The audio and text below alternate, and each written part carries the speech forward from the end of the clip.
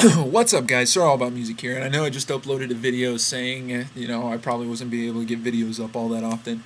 But I just got finished watching the Needle Drops question of the week around about music and drugs, and the reason I'm making a video response to this is because this is something that I like to talk about. This is a very interesting subject, and I have a lot of strong opinions on it. And my opinions don't fit into one comment. So, and I really do think it's an interesting question because drugs and music are mesh a lot. The drug culture enters the music culture enters the drug culture. It's a big mashup. And I mean, do you need music? Do you need drugs to make good music? No.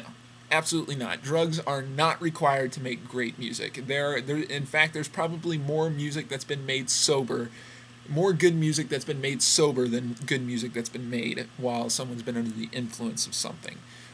Drugs have nothing to do, in my opinion, with the creation of songs. You have to have a natural talent for songwriting before you can really craft something when you're high. In fact, I think it's harder to write songs when you're under the influence of something, if you will.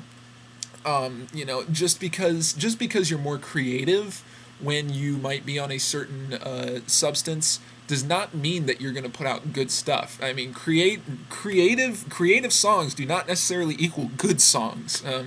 Creativity is not something, it has a good positive connotation to it, but just because it's creative doesn't mean that it's good. Do musicians get more creative when they do drugs? I think so. I think it's not necessarily more creative. It's when you're using or under a substance, you're looking at the world from a different angle. It's not necessarily more creative. You just get a different angle that you might not see sober, and that enables people to become more creative, I guess. Is the best music made sober? It's debatable. There are good songs that were made sober. There are good songs that were made high. I mean, there's cream of the crop on both sides. Do drugs make music sound better? Yes, absolutely. Most music sounds better. And it's all preference too. I do know that there are people that I know that when under the influence of something, don't dig a certain band that they might like when they're sober. I mean, that happens. But in general, yeah. And then, this is the last question is the one that I really like. Who made the Beatles' music? Was it the Beatles? Was it the drugs? Okay. Drugs are an inanimate object. Weed, LSD, they do not have the capability to write a song. The Beatles wrote those songs. It doesn't matter if they were high or sober. They wrote the songs. When someone is tripping acid and they do something stupid, you hold them accountable for what they did. You don't blame it on the drugs. You blame it on the person. So why is it any different with songwriting? I mean, I've talked to people who, if I pose this question to them, if someone's doing acid and they kill someone, are you going to put that person in jail? Yes, I would put them in jail. Then why won't you give them credit for the songs that they write while they're on acid? I mean, you'll do one thing but not the other.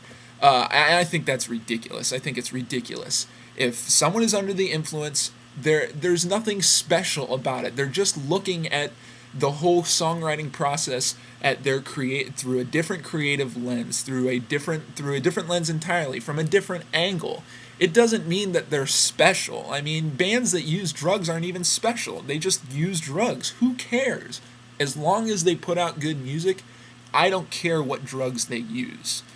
And it's not the drugs that write the songs. It's not. It's the band that writes the songs. So that's my view on the whole thing. So thanks for listening, guys. SirAllAboutMusic. You're awesome, Needle Drop. And I'll see you guys later.